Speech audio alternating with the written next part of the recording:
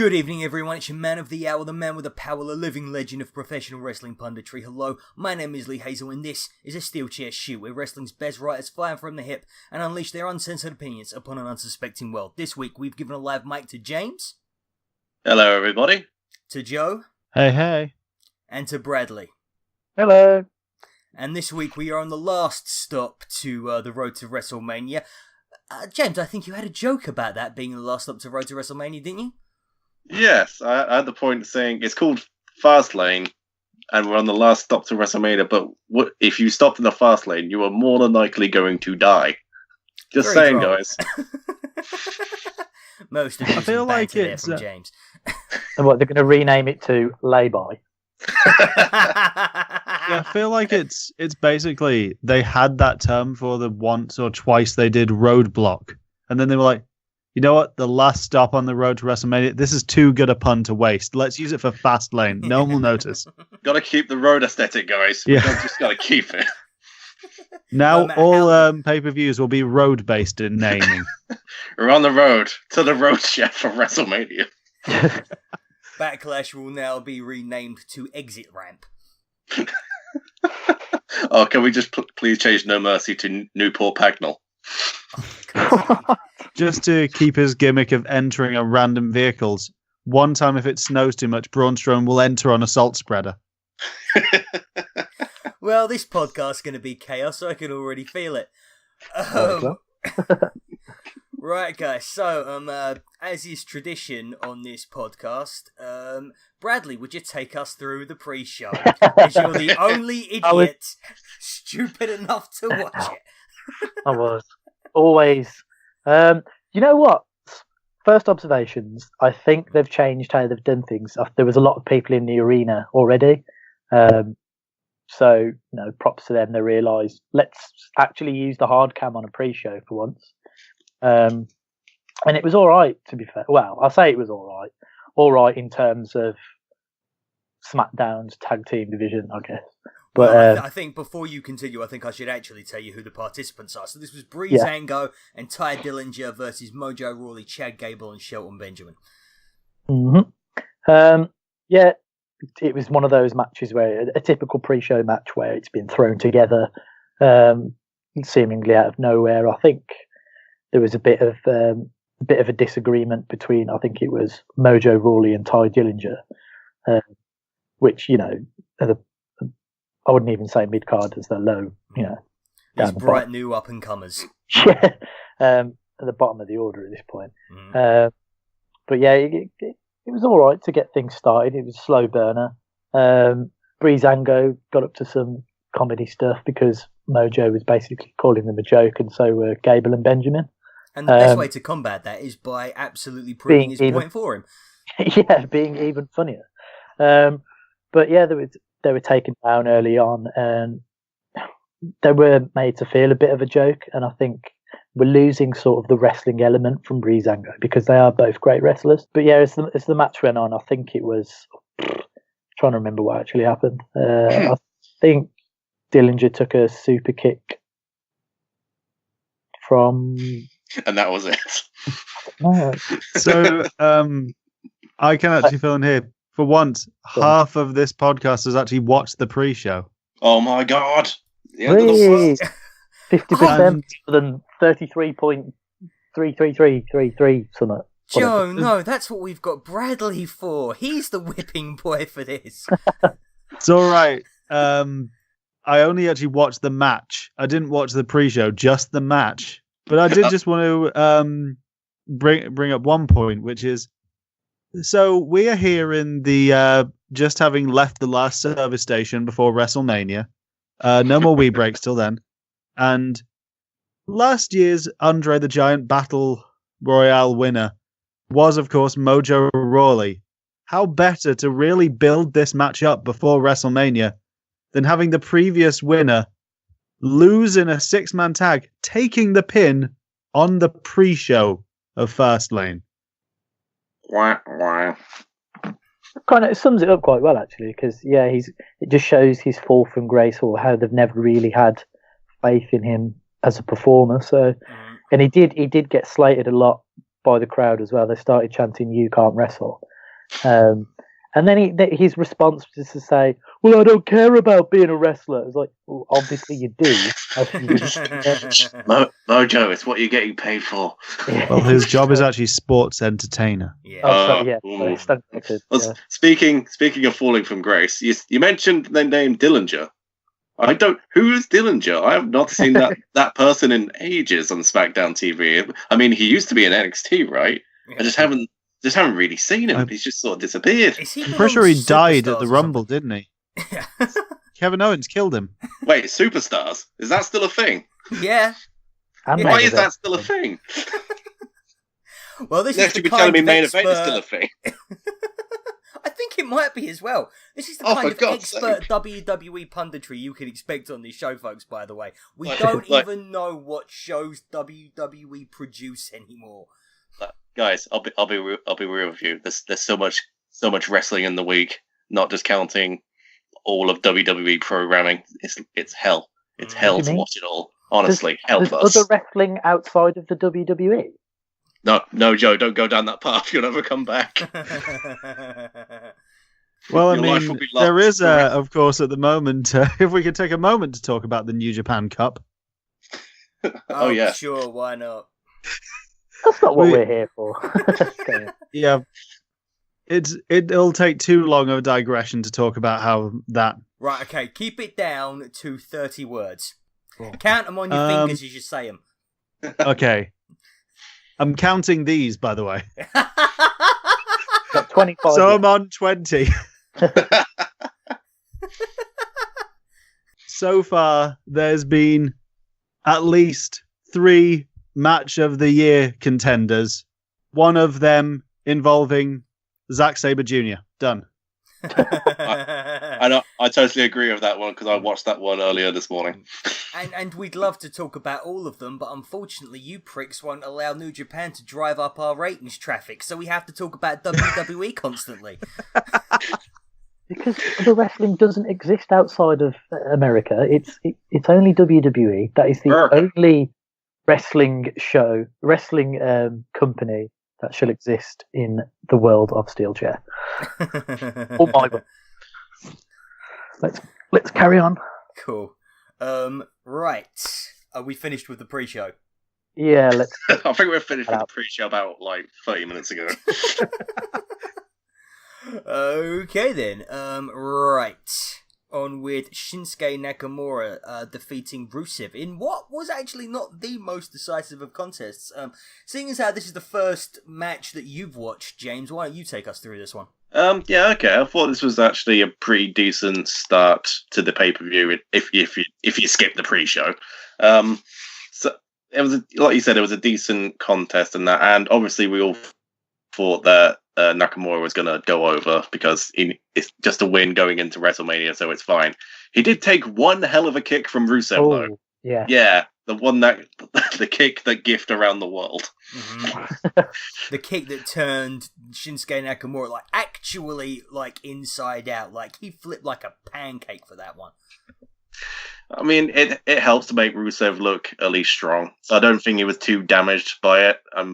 Even so, this was just I wouldn't say it's a throwaway match. It's at least filler, but at least it's good filler. It's another one of those where it's sort of come out of nowhere. Yeah. Off the back of nothing. But it's good to see, they can still put on a good match against each other without there being any sort of storyline to it or anything. Yeah, it was good. I thought it was quite good. Yeah. Weird sort of pairing though, someone who's as hot as Rusev is and popular as well. Well, both of them are before the actual WrestleMania, Shinsuke Nakamura doesn't really have an opponent, and Rusev's aimlessness. I mean, best gimmick in the company right now, one of the most over guys. He's got no feud. Surely he must be winning the Andre the Giant Battle Memorial because at the moment that's the only that's the only match that he's got on the card, the only possibility for him at the moment. You could say that about a lot of people, though. There's a lot of people that don't have any direction at the moment that could. But it's proven not to mean anything. It's only going to mean something if they're willing to invest. Well, I mean, first time it happened, it was actually a really big deal for Cesaro, but then after that, like, the Big Show basically killed its momentum dead. And then Baron Corbin turned out to be just a complete disappointment. Well, at least from my perspective. Well, I he know, was, Bradley, he you've was got a doing soft spot okay. for him. Yeah. Well, I never used to like him, and he's sort of growing on me. Okay. But I felt sorry for him that he lost the Money in the Bank in the way that he did. But it was, I suppose, it serves as a reminder that it's not always a guaranteed cash in. But... Yeah. I did want to actually pitch. In my mind, I just thought of what would be a perfect use for Rusev, or more specifically, really, for Aiden English and Rusev, if they don't have anything else for them. Mm-hmm. What about if they did a bit of cross-brand stuff and had Rusev, Aiden English, and Elias as the WrestleMania hosts this year? Oh, that would not be that bad, actually. I mean, I've been calling for them to have an Elias and Aiden English segment since the Rumble. That they had Aiden English come out to announce Rusev number 1. I was hoping it was going to be English and Elias 1 and 2, and they were just going to do a concert till number 3. Well, if the brand split is slowly fading away, this doesn't seem like a thing that may happen. I mean, it could happen. I see it happening now.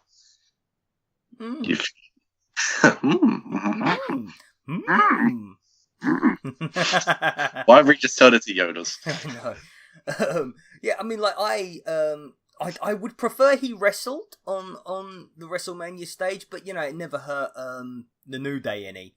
Everybody thought that they were going to be the 4th team that got involved in the 4-corner ladder match last year, and it turned out to be the Hardy Boys. But still, they were still massively popular throughout the year. So I think Rusev being able to show his personality off might actually even help him, especially with the babyface turn that he's surely due. Because with this match in general, I actually really liked it. And is this possibly Shinsuke Nakamura's best match on the main roster so far? I actually think it might be. Singles wise, I definitely agree. Yeah, absolutely. Yeah. I mean, I'm not too sure, because he did have a regardless of the possible injury he took against John Cena a while back, that was at least a decent match that them two had together. I think it's... Are we talking about Rusev, or are we talking about Nakamura right now? Oh, Nakamura. I was talking about Nakamura as well. Yeah. I think it's down to his opponent, because I think he was allowed to be a bit stiffer with his kicks. He seemed like he was falling more into that sort of strong style. Absolutely, he looked like actually thumping Rusev, which is what you're hopefully going to expect at WrestleMania with AJ Styles, and they both know each other inside out. So yeah, if he is put with the right people, I think we are set to get an incredible main event at WrestleMania. Yeah. Fingers crossed. I'll ask a quick question though. Are we done with Rusev Day? Is anyone done with the whole Rusev Day thing? No, Not at all. I think it's got legs till Mania, but I think after Mania, that's when you start, stepping away from it, just like calming it down a bit until eventually it just, becomes something. You say that, but it's not like the WWE to milk a cow dry. Oh Christ, yeah. New Day, they're still throwing about pancakes, which since should have stopped after the Royal Rumble. Oh, they'll be like at WrestleMania, they'll all come out of a giant frying pan. I'm calling it now. Like they came out of the cereal box a few years ago. This time around, they're all going to come out of a giant frying pan. Oh, what if Rusev and Aiden English emerged from a giant advent calendar setup where he had a door saying Rusev Day and he bursts through it? And all of the doors of Rusev Day, and he has to keep going back into the advent calendar and burst out the next one. It can't have been longer than that Pitbull performance last year, so go for it. Okay. Oh, does that mean Kid Rock's going to perform? Oh, Probably. God, no. Almost certainly we are going to get Bar with the Bar this year. Kid Rock with guest performers Elias and Double J. Oh, Christ. Jesus Christ. I cannot talk about Kid. Anyway, right, Shinsuke Nakamura versus Rusev. In my opinion, slow start, but kind of cool to see them doing this sort of like slow methodical build. Thought it would explode sooner than it did, and eventually when it did explode into like, really cool action, it kind of then ended really abruptly. I'd like to have seen a bit like 2 or 3 more minutes of them just hammering at each other blow for blow, but otherwise really cool. Just a couple of points. Firstly, a little confusing booking. Rusev is clearly the heel because, Aiden English is taking the piss out of the crowd and he's Rusev's buddy, so they should clearly be the heels, but Shinsuke Nakamura is actually the one applying a headlock to Rusev, or like some sort of submission that Rusev is trying to power out of, and Rusev keeps going up and powers out, but then Shinsuke Nakamura like clamps him down, and then he tries to power out again, and that's a very face move. Like that's a real face tactic. So the fact that he was supposed to be the heel kind of confused me there a little bit. And one thing that really annoyed me was Kevin Dunn was massively off his game during this match, because the cameras that he was using were perfectly positioned to really capture how hard Nakamura was striking Rusev, and then all of a sudden, for some reason, after the big wind-up and then the unleash, Kevin Dunn would just inexplicably switch cut the camera. Away. Yeah, it's to the hard it's cam or so something. PG. It's like we can't let kids see any physical contact. Yeah, but in a wrestling show. But that kick that Rusev gave Nakamura that just absolutely wiped him out, just did, we saw that full front and center, and other people get to, massively batter the shit out of other people without the camera cutting away. Finn Balor, for example, the double stomp that he does these days, if he's against an opponent that he's got the okay from to really take it, he buries his feet into their chest, and that's nothing. So, I don't know with Shinsuke, and as well, Shinsuke Nakamura, I don't know, maybe somebody in the back or Vince McMahon has told him to, cool it with the strong style stuff and with the strikes, because whereas he is, the king of strong style in New Japan, here, I don't actually think he's the hardest hitter. I think guys like Sheamus, Rusev, he's more like the prince of strong. Not even that. He's like the master of strong style. I think his opponents and the guys in WWE need to slowly get more accustomed to Shinsuke Nakamura's style and to Japanese style in general, as that's the way that the taste is turning for wrestling right now, and they are going to have to keep it PG certainly and maintain their safety standards, but they're going to have to bring in the strong style a little bit more gradually, bit by bit, just to sate people's appetite for it, because otherwise you're just going to get, New Japan chants and Bullet Club chants and all of those guys in the t-shirts showing up to your show, and you're going to have to put the Bullet Club on cameras, as much as you can. But yeah, but it'll have to be an acclamation.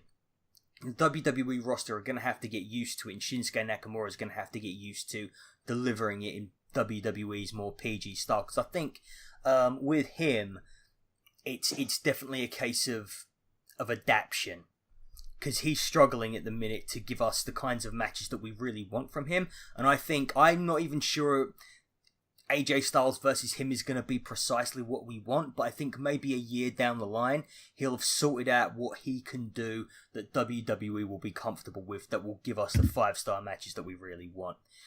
And yeah, but otherwise, I was actually not thinking that this would be a good bout, and it was, mainly because both Shinsuke Nakamura and Rusev, their second languages are English, and I wasn't sure about their ability to communicate in the ring. So the fact that this was such a good match was a really good surprise for me. Anyway, moving on to the United States Championship between Randy Orton and Bobby Roode. Bradley, why don't you help us out with that one? Well, it was one of those matches where it sort of died out in phases, and then it really just it was a big shock at the end where Orton literally hit an RKO out of nowhere. Because it's normally quite predictable where you might get it, but Roode went up to the top rope a few times and was hitting these, what's it called now, like a diving axe handle or something like that. And he went for it again, and then Orton literally just popped up out of nowhere and caught him with an RKO, and then that was it. And as they say, it only takes one. So I think it's good that it's gone this way, because I think they're sort of rewarding Orton's loyalty with the company by, giving him the Grand Slam.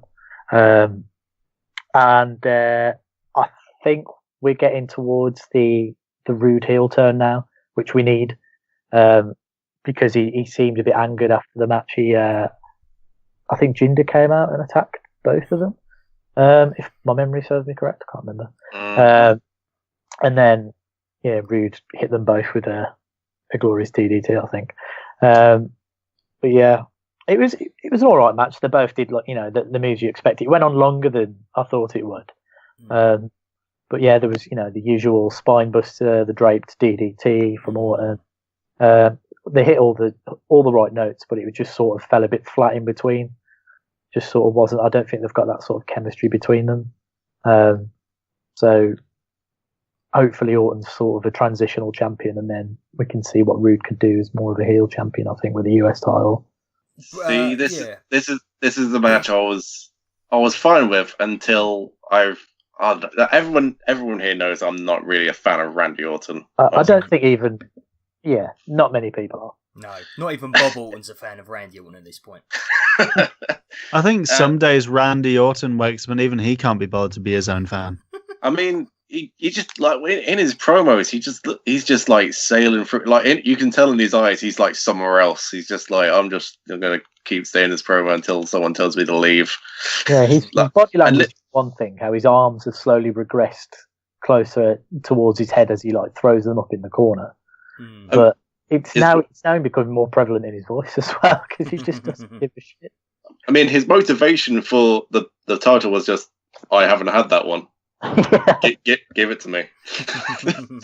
And oh god, and like you said before, Jinder Mahal came out, and that was the point where I went, oh fuck off.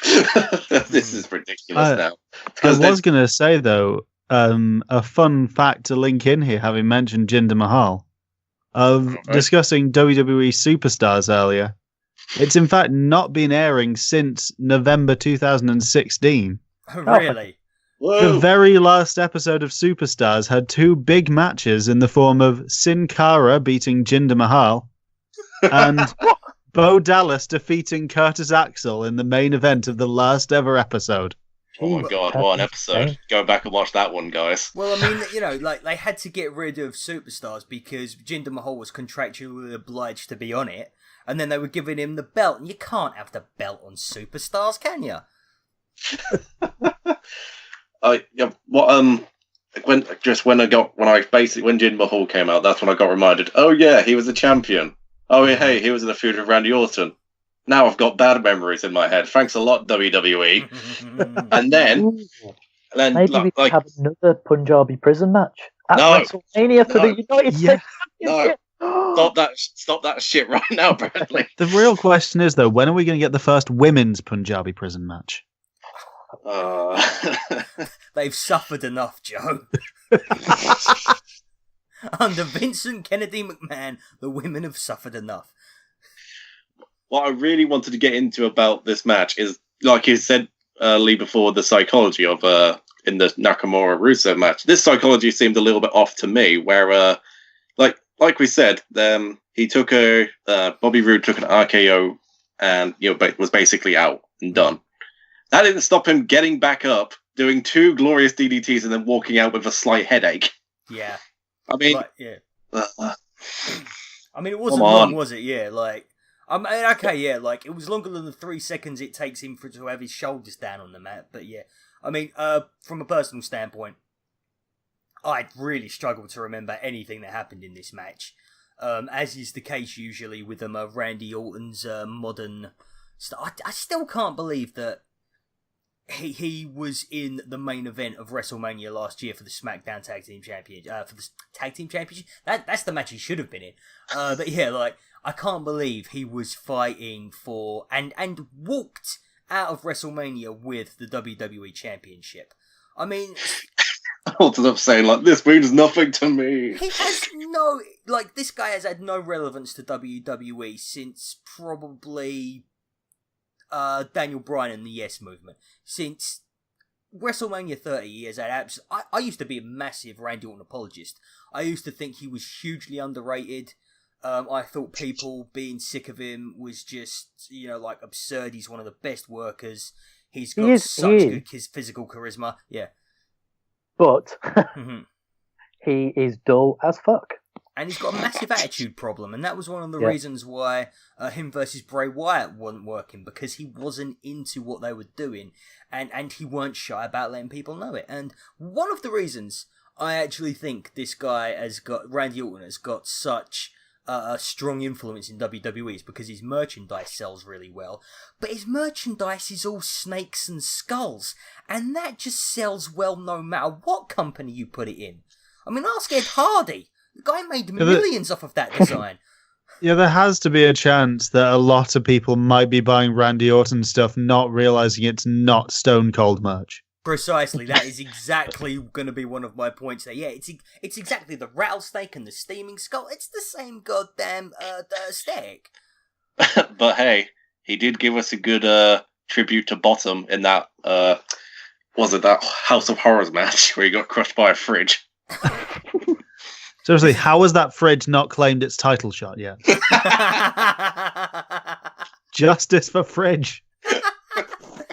God, Joseph, have you got any thoughts on this one? No, not really. No, me neither. This was the match where I watched it the next day in the middle of the afternoon and I started to fall asleep. So that's my thoughts. Oh, I've got. Yeah, we just needs more fridges. That's what we can leave. Bobby Roode was working quite hard to try and make this match interesting, but he was competing with Randy Orton. It was just like, well, I'll go through this. I'll get another title to hang up in wherever I hang my titles, and I'll go home. Yeah, I mean, Bobby Roode at the moment just doesn't stick out in WWE like he stuck out in NXT. Like he had, like his style, which is a pretty much, a standard American showmanship style, a WWE style, and because he was in NXT for so long, they didn't really have that. But now, especially with people like Orton, they've got it in abundance, and he's not got that je ne sais quoi that he had in NXT. And let's face it, frankly, when the NXT Championship went from Samoa Joe to Finn Balor to Shinsuke Nakamura, putting it on Bobby Roode was a bit of a step down. I hate to say it, but it kind of was.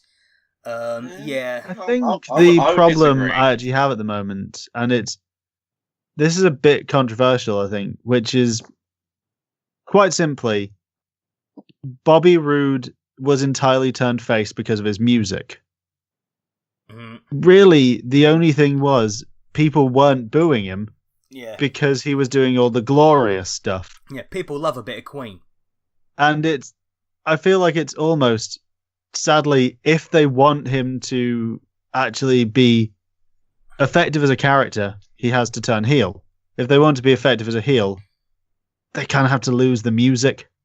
Because it's almost too good for anyone to ever not cheer him. To me, though, that is the heel persona, though, being so, up himself that he thinks he's glorious.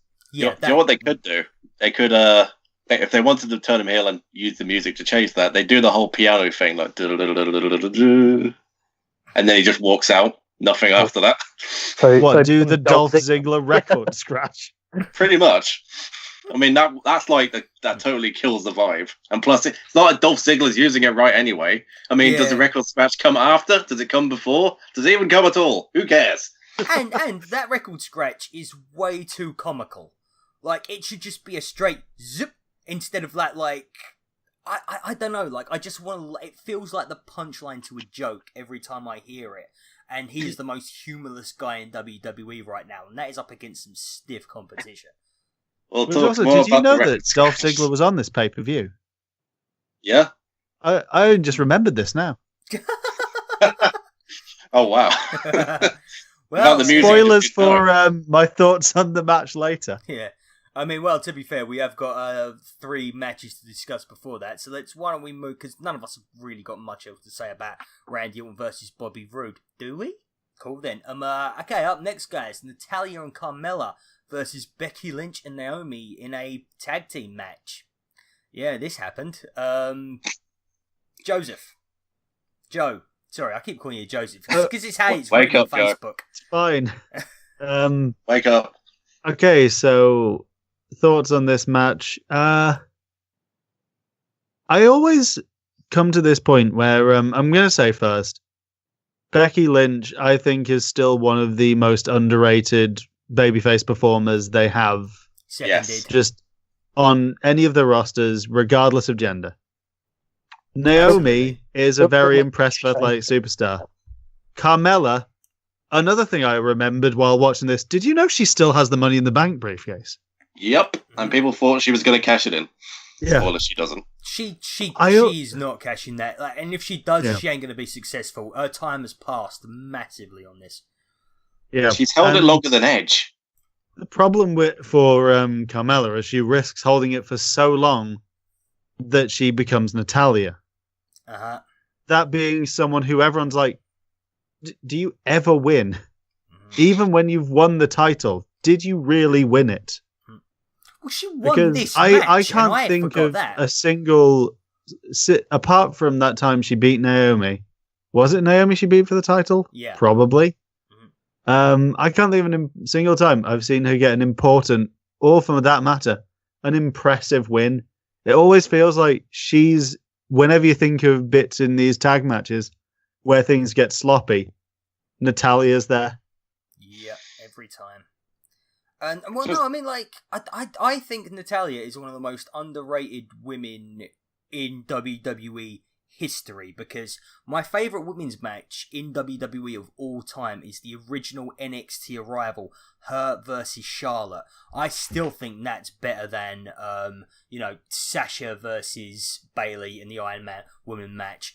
Still the Sasha versus Bayley in the ladder match. And the fact that she went so unrecognised for so long, and then got this massive title win out of absolutely nowhere, but nobody could buy into her, despite the fact that she is one of the most accomplished female wrestlers in the entire company. And even now... So what you're saying is your favourite match isn't Melina versus Alicia Fox? Funnily enough, Joseph, that wasn't in my mind when I was picking my top 5. Okay. Although now that you mention it, maybe it should have been. If it's good enough for Cameron.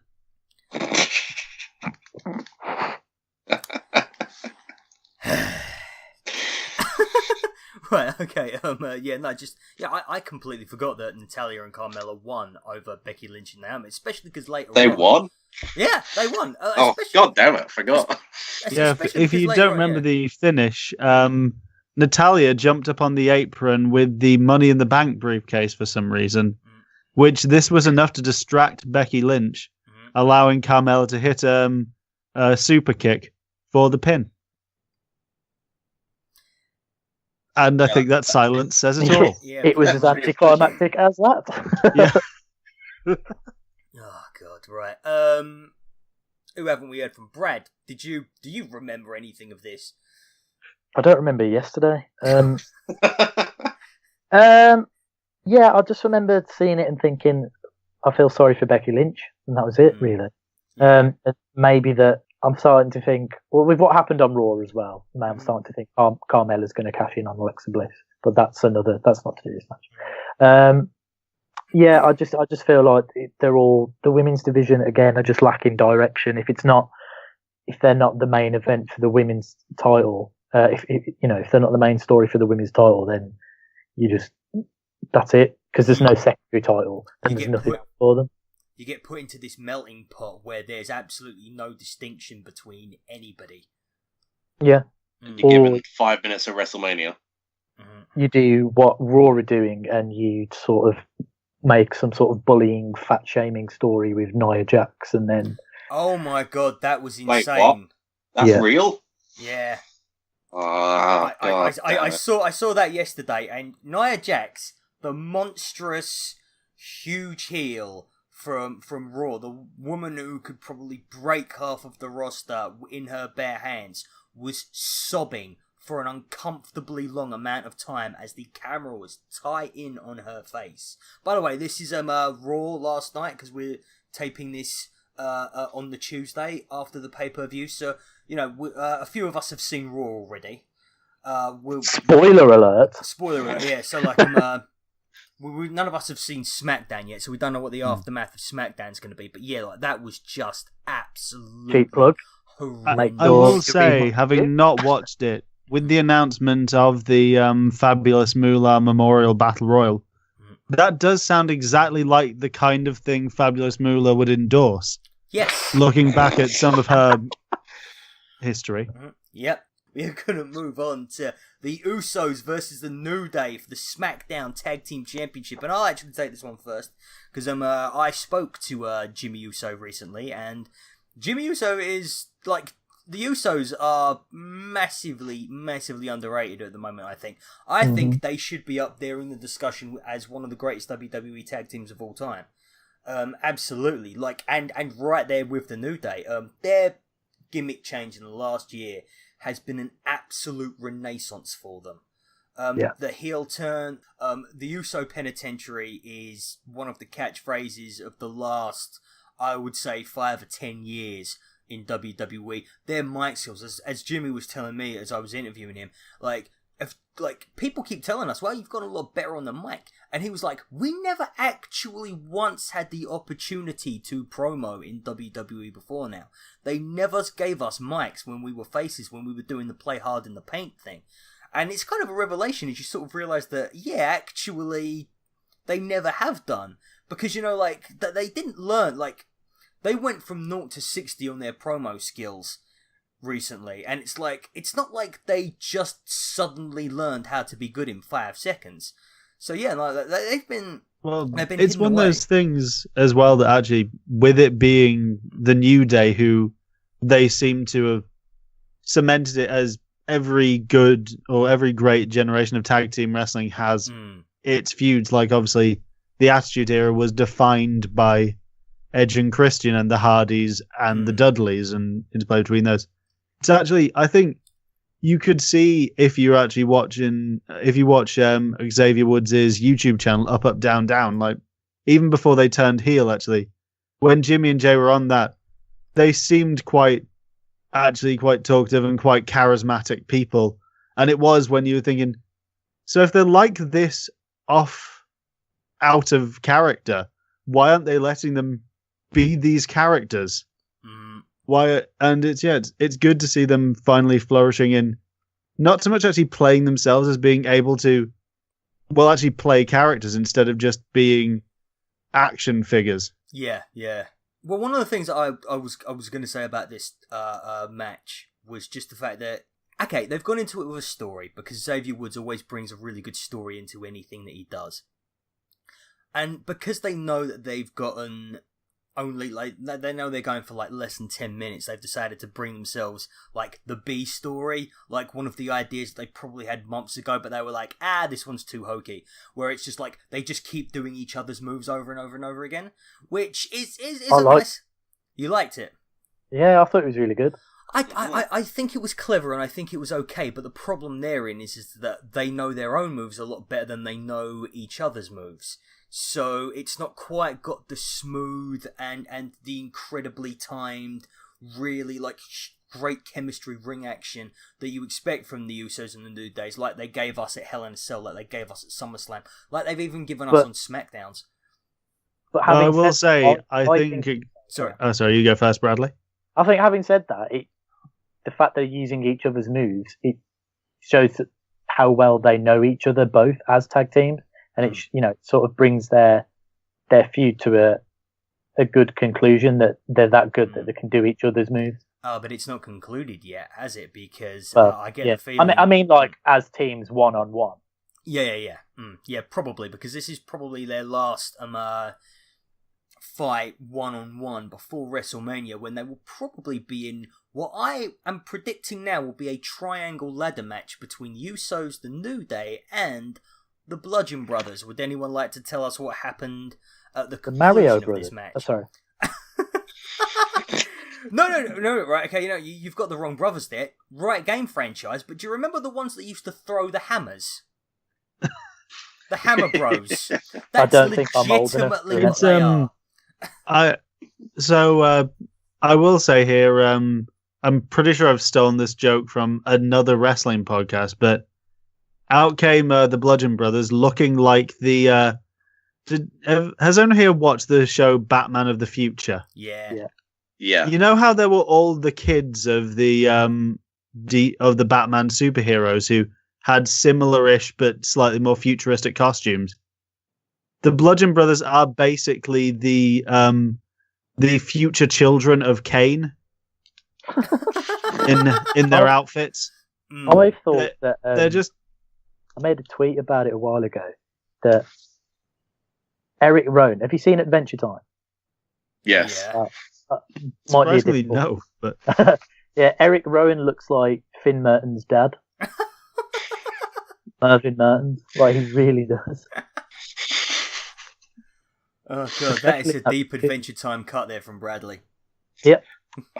So out came Kane's son and Finn from Adventure Time's dad, and they decide to crash the match and beat up everyone. Mm-hmm. Now, the actual beat down itself, I thought was actually really well done, with especially things like Xavier Woods taking powerbomb on stairs and looking legitimately like he was injured for a second. Yeah, I mean, he was convulsing, like, for about, I would say, like, after they came back from the replays, he was still convulsing. Now, if this is all an act, it's an act he must have been keeping up for about 4 or 5 minutes, and that takes some commitment. But I did want to point out one thing here, which is something that always mildly annoys me, which is when people do surprise attacks, that they signal by having the production crew set off their music and Titantrons. Then you've got a good at least 10-15 seconds while you're waiting for the music to hit the point when they're going to enter, where you can prepare yourself for the surprise attack. Well, especially when there's 5 of you. Well, that would usually be a problem if it weren't for the fact that they're carrying massive hammers and are legitimately trying to hit people with them. Especially, like, I can't remember who it was and I don't remember who he was aiming for, but someone swung a hammer at a guy's cranium while it was pinned up against the stairs. If connecting would have burst it open like a watermelon, like you see at a Gallagher show. and yeah, given the fact that their entrance as well is that the fact they have to walk very slowly up to each other, disrobe, and then slowly walk down the ramp. Yeah. They do look like a couple of characters from a D&D campaign that they're taking way too seriously. It's got Vince McMahon written all over it, though. Yeah, absolutely, yeah. And to be fair, I think it fits them, and I am happy that they've got something, like, rolling up to WrestleMania, because, for a long time, they were so underutilized. They were so underrated, especially when they finally broke away from Bray Wyatt, and they finally became a tag team. And then for some reason, like 2 weeks later, they split them up and put them on different shows, when they had such great chemistry in the ring. Like, doing basically what they're doing now, which is they just fling each other into their opponents, like slap each other around the face, like toss each other into the turnbuckle, like steamrolling their opponents, body slamming their opponents onto each other, body slamming themselves onto their opponents. Just really visceral, violent stuff, and it fit their gimmick so well. And now they're actually going to go ahead and do something with it, finally, after about 2 or 3 years of waiting. Anybody else want anything to say about this? Just confirming that Xavier Woods was injured during that. He his injuries to his thoracic spine. Yeah, that was definitely an injury. However, the only news source we have from this is WWE's official news source, and they are not above putting kayfabe stuff like it is real and legitimate. So while I do not look down anybody who thinks that this news is real, I'm just gonna say maybe have a look in a couple of weeks' time, him making a surprise return to SmackDown in time for WrestleMania. Like, remember the time Brock was fined, what was it, $100, $500 for busting open Randy Orton's head? It couldn't have been as little as that, surely. That's walking around money for him. Oh, okay, literally, right, yeah. literally, like Paul Heyman walked up to the ring and went like, here's 1, here's 2, here's 3, here's 4, here's 5. There you go. For almost killing Randy Orton. Okay, guys, we're going to move on then, and we're going to talk about Charlotte Flair defeating Ruby Riott for the WWE SmackDown Women's Championship. James, we'll go with you on this one. Well, there had to be something there to pad out time, I guess, until WrestleMania. I mean, it was fine. It was all right. Charlotte got the good offense in after Ruby dominated for a while, and the Riot Squad did eventually start interfering. But then in came Naomi and Becky Lynch to help out, and then didn't all the interfering people get thrown out? Yeah, at some Yep. point, yeah. Even though the Riot Squad didn't technically do anything within the referee's view. Oh no, So- I think they did. I think they got caught like on the ring apron. But wouldn't they have got disqualified if that was the case? Not on the ring apron. They had just finished Oh. beating the crap out of Charlotte. Oh, okay, fair Yeah, enough. but they were still like I'll put that too with that. close to the ring. Yeah. And they've really undersold Ruby's finisher, haven't they? I Yeah. think Ruby's finisher is like if that's her best move, she needs to get herself more moves. But it's a difficult one because she's quite a technical wrestler. She's quite good. Yeah. I think part of it is it's down to commentary as well. Mm-hmm. They just sort of don't sell it enough as the finisher.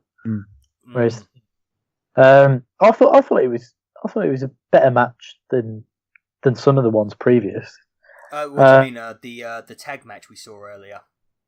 Yeah, it was all right. I think there was a few sort of awkward spots in there where they sort of tried to lift each other or didn't know their positioning quite so well. Yeah. But it generally it was all right. It told a good story in the end, considering for the previous 10 weeks. And Tell us what you 10 really weeks think. since the yeah. Riot Squad have been a thing, they've it's sort of been a bit dead. But the promo she did last week was all right, and then it made her sort of look like a legitimate contender. But still, if you're not Charlotte on SmackDown and the SmackDown Women's Division, then it seems like you know one. Yeah. I mean, it doesn't I- help. Sorry, I was going to just quickly say it doesn't help that the Riot Squad is basically dire absolution. Yeah. I mean, I think that I thought they actually did quite well with this match. It was possibly this or the Rusev Nakamura match might have actually been beginning to end possibly my favorite non-main event match. But I think it's a weird one because what you've essentially got is Charlotte playing the underdog babyface when she's a very natural heel type performer and is still struggling to really emote properly as a babyface. And then you've got Ruby Riott, who in her NXT days was developing quite an itch as being one of the more sympathetic underdog baby faces there, trying to play the heel role that Charlotte's so good at. Again, it seems like something that Vince McMahon has sort of saw the appearances of people, and then he's just gone, well, you wear dark makeup, you've got dark hair, tattoos, you're obviously a heel. So, I think sometimes creative just sort of lacks. They don't look at what people have done in NXT. As we've brought up old 2000s cartoon shows for the last couple of matches, I think I'll add in my 2 cents here to this one.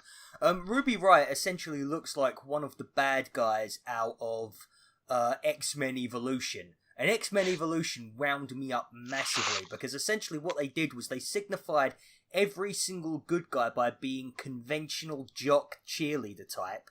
Against everyone in the Brotherhood, every single one of which had like a side shave or a dyed hair or like a mouth piercing of some description, and like that really wound me up back in the day because look, X-Men is supposed to be about inclusion, and there's such signaling as to who the bad guy is through just alternative lifestyling, and that just to me was so counter to what the X-Men was. Anyway, that is such a tangent. That is You such heard a it here tangent. first, folks.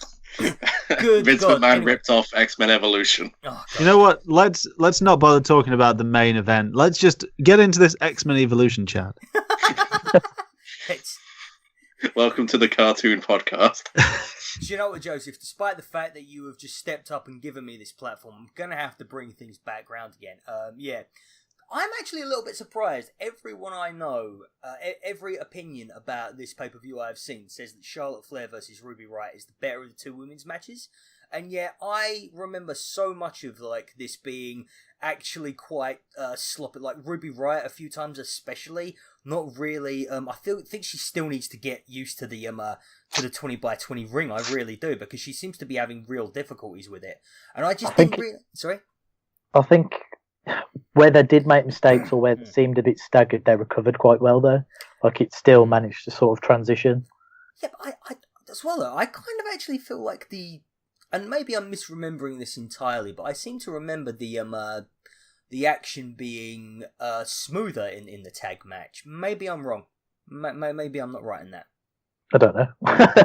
Okay, yeah. I to be honest, like if the action was smooth, it was also so uneventful. Nobody really cares.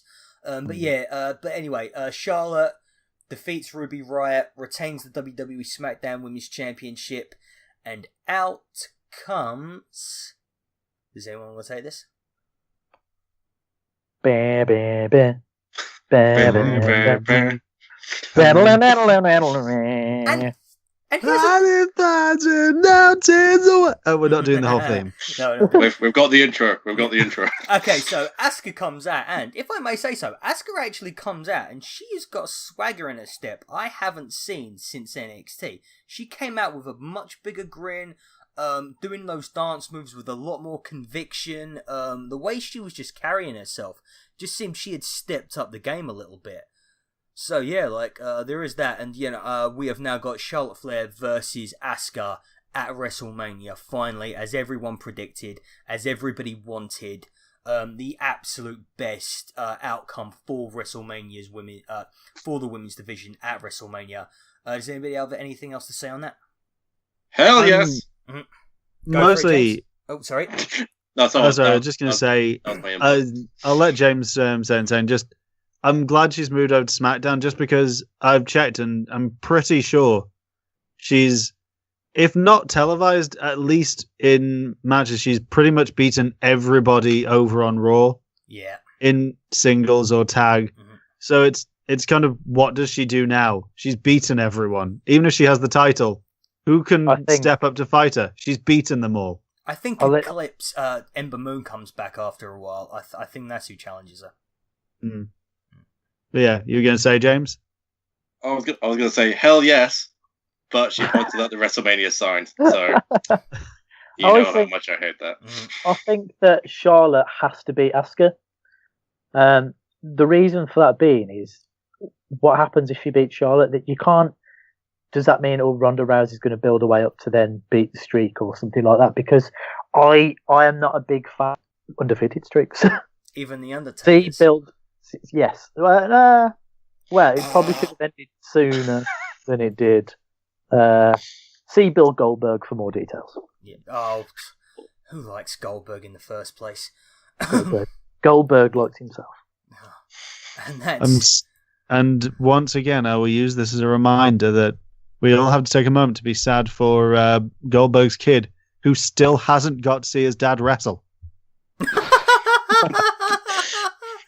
I don't feel sorry for him. He dabbed on TV.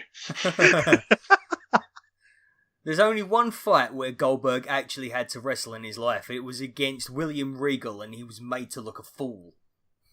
I've actually seen that one. It's hilarious. Yeah. So I'll finish off that discussion then, if everybody else is done with that stuff, by simply saying that the problem I think with the Ruby Riott matches and the whole road to WrestleMania in general is that everybody knows, like, about 2 or 3 months in, what the big fight is going to be at WrestleMania, but who you fight in between then and Mania, you're not really going to care, because all people are doing is looking straight past that and straight on at the grandest stage of them all. So, like, I think this match is a victim of that, as is Shinsuke Nakamura versus Rusev. And to a certain extent, so is Randy Orton versus Bobby Roode. The whole road to WrestleMania thing is well and good, but everybody knows that everything in between is kind of just filler building up to the big event. And speaking of victims of that particular thing, AJ Styles versus Kevin Owens, John Cena, Dolph Ziggler, Baron Corbin, and Sami Zayn in a six-pack challenge for the WWE Championship that we all kind of knew was going to be AJ Styles winning it, specifically because that him versus Nakamura is the match we want to see. Now, granted, I will say I kind of went into this match a little bit terrified that they would actually give the belt to John Cena, thinking that AJ Styles versus Nakamura would not be a big enough draw for SmackDown's title, and wanting to put the belt around the waist of old reliable old faithful John Cena, as AJ Styles has his, invokes his rematch clause at WrestleMania against both Nakamura and John Cena. But fortunately, that didn't happen. Guys, I thought that as well. Yeah, Bradley, would you like to take us away on this? Yeah, okay. Yeah, I did think that as well. It was good to see. It was a good match. There were so many sort of storylines rolled into one. You had the stuff with Kevin Owens, Sami Zayn, and Shane McMahon going on as well, which that bit really infuriated me. I'm so sick of Shane McMahon. That he's supposed to be a face in all of this, and they're making Kevin and Sami out to be the bad guys. But they're just doing what Roman's doing essentially at the moment by breaking the fourth wall and saying, this is how things are going on. Like, we're not getting our fair shot, this, that, the other. And they're made out to be bad guys, and I don't get it. Like, Shane is a dick.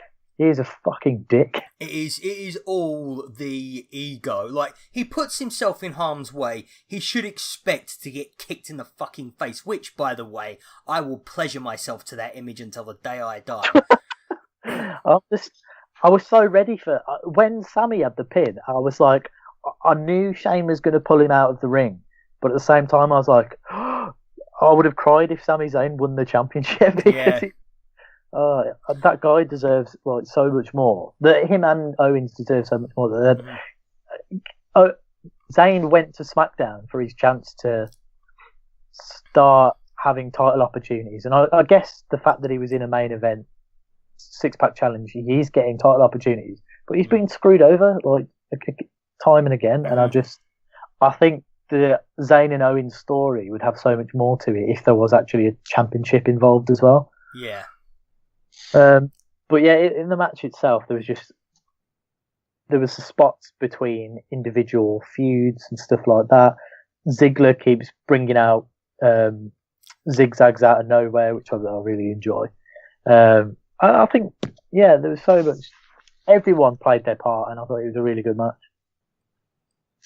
Yeah, I think going back as well. Sorry, there was the bit I really liked at the start where Cena sort of delivered AAs to everyone. It was like, "Oh, I'm Super Cena," but then, just like with the Royal Rumble, they all just ganged up on him. I thought it was brilliant. Yeah, I really like the fact that F5? No, gonna call it the FU, but that's not even right anymore. We live in the PG era. Yeah, AA to you, AA to you, AA to you. AJ Styles is too smart to fall for it, which makes AJ Styles look, I suppose, a little smarter than the rest of them. Although, to be honest, by the time they got to Dolph Ziggler, surely Dolph Ziggler should have realised what was coming. Surely. Also, having spoken about AJ Styles, obviously here, and also with the discussion earlier of the place of Nakamura and the strong style in WWE, did anyone else think there was a bit of extra something behind AJ Styles' punches towards Kevin Owens? Like, I don't know whether it's just they're more comfortable with each other or if there's something going on there, but he was stiffing him at times. Yeah, like there was something like I don't remember which exchange it was. I was actually starting to think that it may have been AJ Styles and John Cena, but you might be right there. I think it was him versus Kevin Owens, and they were just whacking each other. They were just I think maybe what happened is that AJ Styles accidentally hit Kevin Owens a bit too hard, and then Kevin Owens just gave him his good back, and then it kind of like evolved. And and it turned into Lesnar and Strowman at the Rumble again. Yeah. Only this is the that was a supersized version of what this was. This was the Happy Meal version. I will say it was quite nice having this match be after the tag match, the women's match, and the US title ones.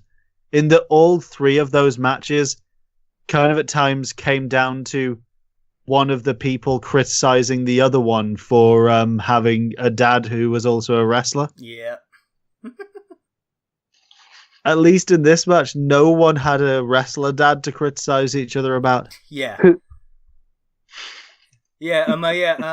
Flairs, the Usos, Bret Hart, Bob Orton.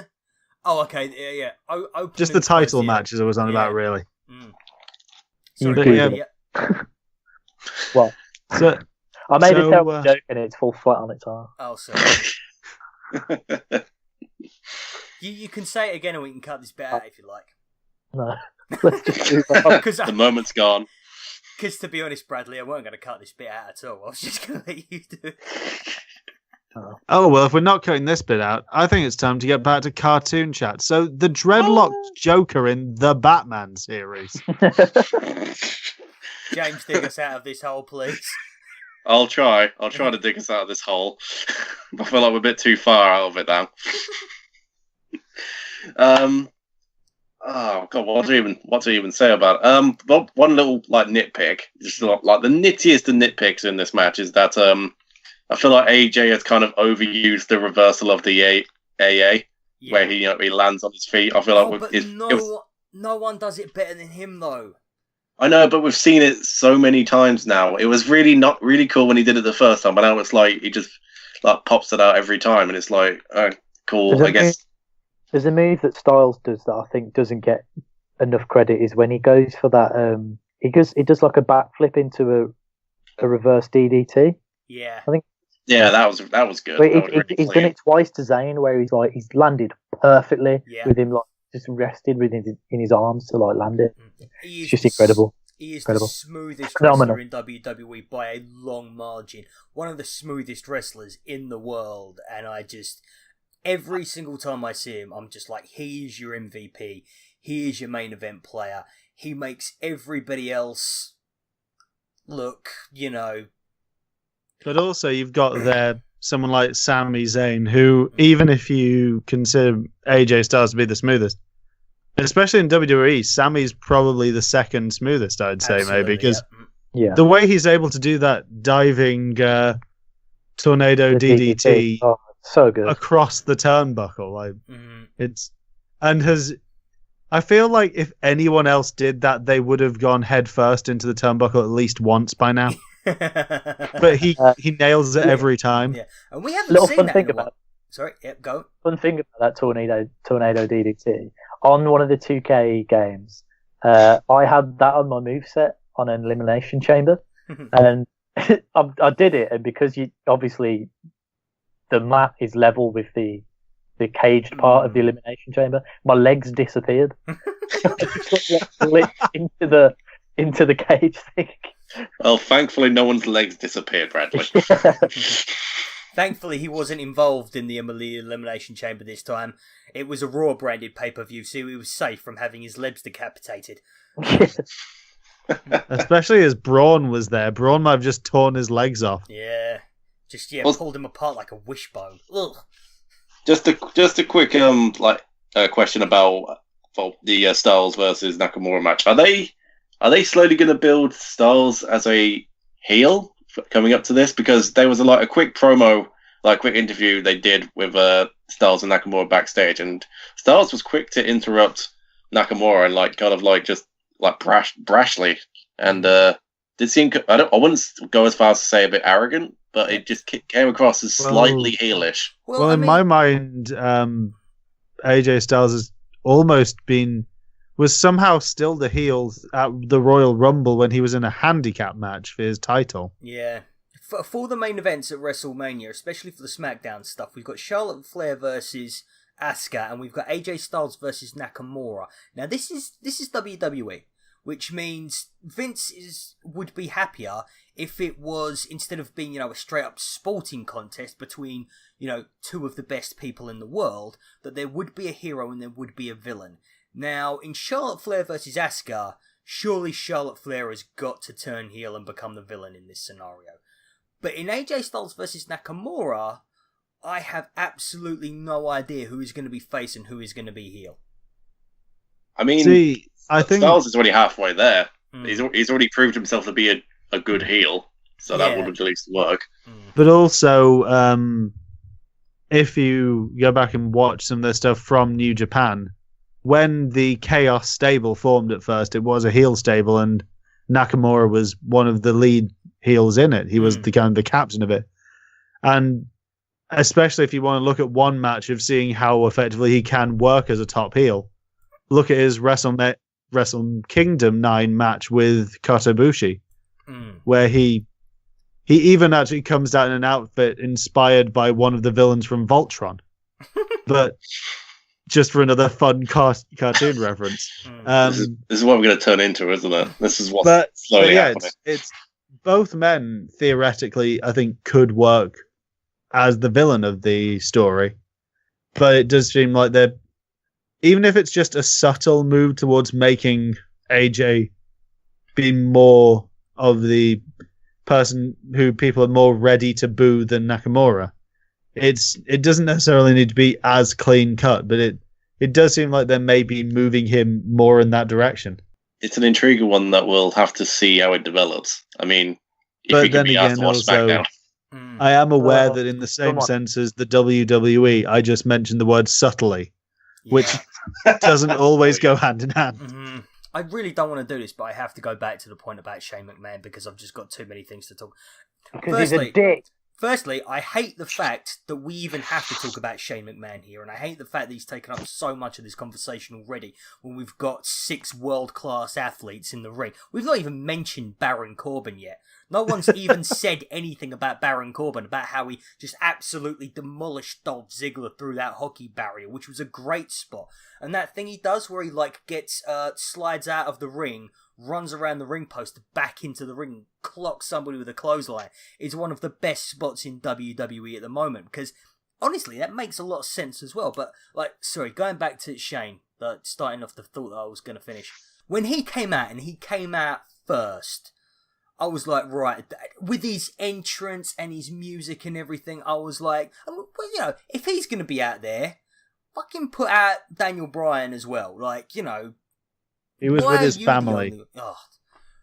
Why is he even there? And I was like, right, okay, you have got 4 options, mate. You can either take a long walk off a short pier, you can get in the ocean, you can get in the bin, you can go fuck yourself, or preferably all 4 at once.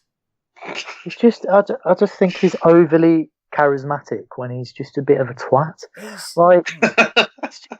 They overestimate him, Shane, Stephanie. They all massively overestimate their bankability. When they come back, they had such a great idea that what the feud could have been. What do you remember when he come back and he said something to Vince about, don't forget about this. He said something like, don't forget about this briefcase with all these details. It was a lockbox. A lockbox. I remember. And nothing's happened since. Nothing got mentioned of it since then. And it's like one of those. It's like a Tarantino thing. Like, what was inside the lockbox? To be fair, that is actually one instance where I weirdly really like what happened there, which was the stipulation of the Undertaker match he had at the Hell in a Cell at that WrestleMania was, if Shane lost, he agreed that the lockbox would be got rid of and never mentioned again. And lo and behold, it was. That's consistent storytelling. Oh, Christ. Anyway, right. Yeah. And then when he got, super kicked, I was thinking... And the thing is that he really should be the bad guy in this situation, because the amount of hatred I felt for him as he yanked Kevin Owens out of the pin, the amount of hatred I felt for him when he yanked Sami Zayn out of the pin, and the timing on both of those saves, by the way, both of those breakups was incredible. It was the most perfect timing you could have gotten for it. And if he was a heel, if I was supposed to feel about him the way I feel about him now, this would be one of the feuds of the year. But the fact that they want him to be the good guy simply because he's the Smiley McMahon, and they want to have at least one McMahon. Is that Vince's illegitimate son? Smiley McMahon. Smiley McMahon.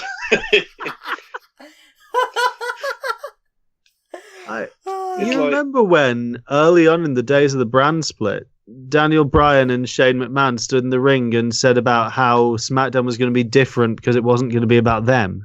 Yeah, it's supposed to be the land of opportunity, and it is not. To borrow a phrase off of another wrestling content brand new era, same old shit. Yeah. I mean, it's like, yay, it took the opportunity away from two upcoming stars. Wait, why is this a good thing? Mm-hmm. Why is this good? Well, I mean, and the thing is that, if they brought back Daniel Bryan for for an Undertaker sort of style contract where he wrestles like once every 6 months, people would be into it. But the fact that they keep putting him in these situations when clearly he is just eyeing the clock for his exit. You can see it in his face whenever he is on. Like, you can see it, especially during this storyline. He's like, yeah, I know what's going on here because I go through this shit in real life, and frankly, I'm sick of people bringing it up. You can just see it, like, it's painted on his face. Yeah, but just like, I think that was that is a blot on what is by far and away match of the night. A really cool match. Fast, furious, every single person out there working like they know Mania's coming up in a few weeks and they want to impress the boss, because like it's almost as if Vince, in gorilla position backstage, he went to him one by one as everyone went out there. Right, okay, your performance in this match dictates what you're going to be doing at Mania, dictates how long you're going to be out there, dictates your position on the card. Now go out there and do me proud. And every single person was performing. Every single one of them, from Kevin to Cena to Dolph to Baron to Sammy to AJ Styles. Every single one of them was busting their asses, and it is one of the better matches I have seen on a WWE pay-per-view in months. So we do now have the point where, as you say there, about maybe Vince saying to them, perform well, and that determines what happened. Mm-hmm. But AJ Styles is still the only person in this main event who now has a WrestleMania match. Yeah. Yeah, but now Does anyone have any predictions what anyone else there is going to be doing? Well, they'll all at least be in the Battle Royal. Mm. Well, which is a guaranteed way to get to WrestleMania. Well, as we saw earlier, yesterday at Raw, it's going to be Cena Taker. Spoiler alert! Huh? Spoiler alert! I do have a slightly. It's going to be Wednesday until everybody sees this. Until everybody hears this. I do have a slightly. It's kind of an off-piece prediction, but it might come true. Mm-hmm.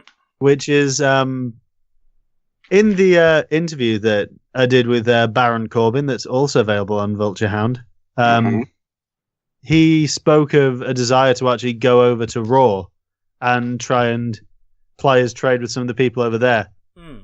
Oh, really? Baron and Braun Strowman single-handedly won a Battle Royal for a shot at the tag team titles at Mania last night on Raw. I think Braun Strowman and Baron Corbin could be quite the fun tag team. But he's the lone wolf. Do you know what? If that's going to be his match, do you know who is do you know who his tag team partner's going to be, or is he going to be tag team champion all by himself? It's not been said. He won the match on his own, but it's not known if he's going to find a tag partner or if he's just going to do James Ellsworth. No. If that is the case, I just, like, my heart sinks, because frankly that means that he is probably going to bury both Sheamus and Cesaro by himself. But on Raw, they did say that they wanted to transfer to SmackDown, or they wanted to face someone from SmackDown, I think. Who? The bar. Yeah. Which I do think will happen. Like that, there is going to be a good shake-up. I think it's needed at this point. But yeah, I don't know. I don't know what could happen at this point. I don't want Roman to win tag titles on his own, because then that just pisses on everyone else. Yeah. With the other people in this match, do you think there's a chance any of them could, if they're going ahead with a multi-man match for the US title even? Do you think maybe an Corbin Owens or a Zayn or a Corbin or a Ziggler could get into that? I mean, like, what their match is going to be at WrestleMania is they're going to have a handicap match against Shane McMahon, and they are going to lose it. Boo. Like, if that happens, I will delete the WWE network. This is something we say all the time, though. This is something I've said. I just want it to be a handicap match, and Shane seems to be losing when suddenly his army of sons comes down to the ring, and then they all turn on their dad. The sons come down with Hornswoggle in tow. And Kurt Angle comes down with his son, Jason Jordan. And then we get to returning Mr. Kennedy. Yeah. Can I just say how down we are right now on everything WWE, despite the fact that this was actually a really nice little pay-per-view. Every single match delivered in at least one way or another. Especially the main event was excellent, but we are all down on WWE because none of us have got any faith in their ability to book.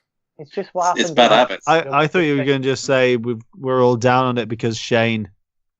Well, yeah, but that's like, Shane McMahon being involved in an angle, fine.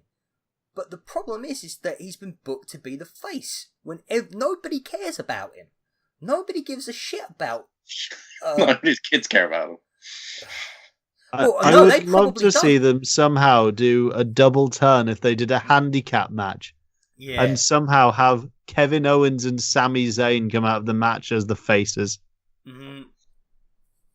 Oh, actually, one thing I would like to see, if you just scrap this whole thing with McMahon, I would like to see Sami Zayn and Kevin Owens be added to the tag team scene. And maybe go in with them, the Bludgeon Brothers and the Usos and the New Day. I think that would be entertaining. It does work.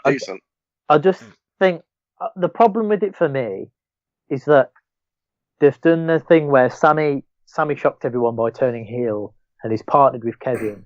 And then you always think, has he got an ulterior motive? Because, he's always the clean-cut babyface. Is he just trying to get back at Kevin for all the things he's done to everyone? And then it sort of did happen, but it was on the SmackDown before Fastlane. And it's sort of like, it was good, but it's sort of an anticlimax because you want something like that to happen for a title. Yeah. Precisely.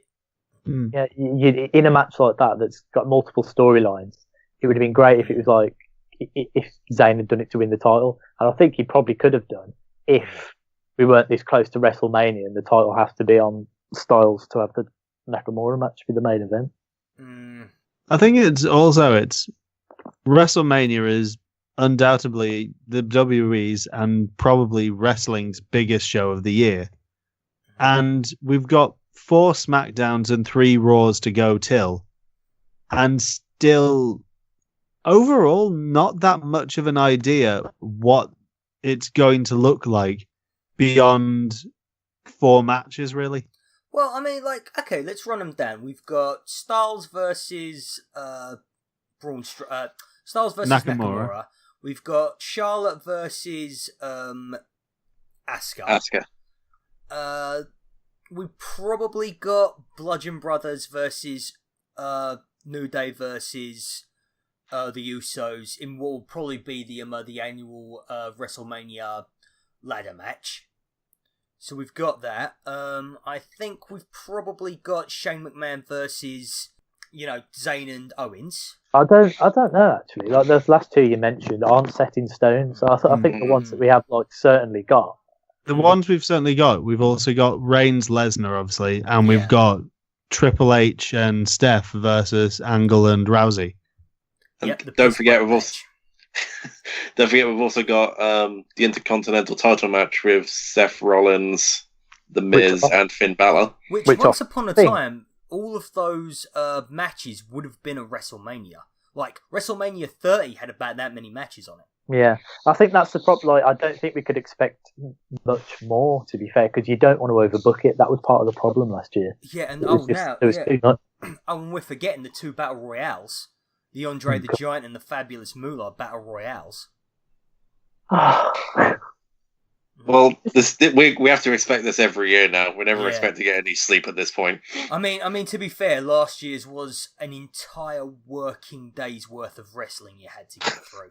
There is a strong chance that I actually hope, weirdly, that they put the Cruiserweight tournament final and the Usos match on pre-show, so I can watch those two and then go to bed. You can't do that because the 9 years they've been with the WWE, they have never once been on the main card at WrestleMania. They've always been on the pre-show.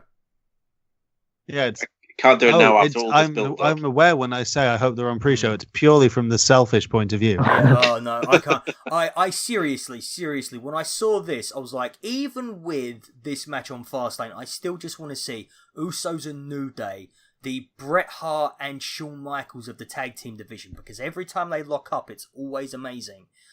Today was not so great, but I think this was more of a setup for what's to come later on. But yeah, it's just, like, for them to get 20 solid minutes at Mania just to do their thing would, I think, be brilliant for the Usos to say that, right, you guys have come out and you have gotten the best gimmick, some of the best mic skills. Their merchandise is selling massively as well by now. I actually think right now, as of this moment, they're actually outselling the New Day. Their Day One-ish t-shirt is doing gangbusters on WWE Shop. And so I think that would just be a massively great thank you to them for all their years of service. Oh, don't forget, we've probably got a performance by Kid Rock as well. And Elias, hopefully. I'm hoping Elias breaks out the guitar for it to be smashed round his face by Braun Strowman yet again. Who do we think is going to induct Jeff Jarrett? I was hoping AJ Styles, personally. I think it's going to be someone from TNA, which is why I think Dixie Carter might... she's definitely going to say a few words. Jesus, this is a weird time. Well, they're saying the other possibility would be Road Dogg. Because he was where he got Road Dogg from was he was the roadie for Jeff Jarrett. Yeah. Oh, you didn't know? Yeah. And that's me. I'll see you later. I'm done. That's me dropping the mic. Right. Is everybody else done? Are we done discussing this? Because I think I've exhausted all possibilities. Joseph, you alright? Cool, nice one. Well, folks, there you have it. That was a SteelChair Shoot. Thank you for listening to all of our ramblings. And please don't forget to like, to subscribe, to share, and to comment if you... What just happened? What did you do? Lee just realised where he was. And he's I think we just discovered that Lee himself runs on a dial-up connection. Sorry, no, I am... She's intermittent. Like we've been talking for some time now, so like I just had to take a sip of water while I was doing the wrap-up. In fact, I'm going to take another one just now, and yeah. Right. Cool. Okay, right. For real this time. Well, there you have it, folks. That was a SteelChair Shoot. Thank you for listening to all of our ramblings. Please don't forget to like, to subscribe, to share, and to comment if you agree or if you disagree. Check out the mag at issuu.com/SteelChair. That's issuu.com/SteelChair, where you can find out all of our back issues, and you can catch us on Twitter at SteelChair Mag, and you can catch James at JamesRT101. You can catch Joe at... Not Joseph Raczka, that's NOTJOZEF RACZKA. You can catch Bradley Tiernan at... Nowhere, leave me alone. Follow me at Bradley Tiernan. I'm not going to spell it for you. You can find that one out on your own, listeners. And you can find me at Fight Like a Cow. Thank you guys, and we will see you all next time.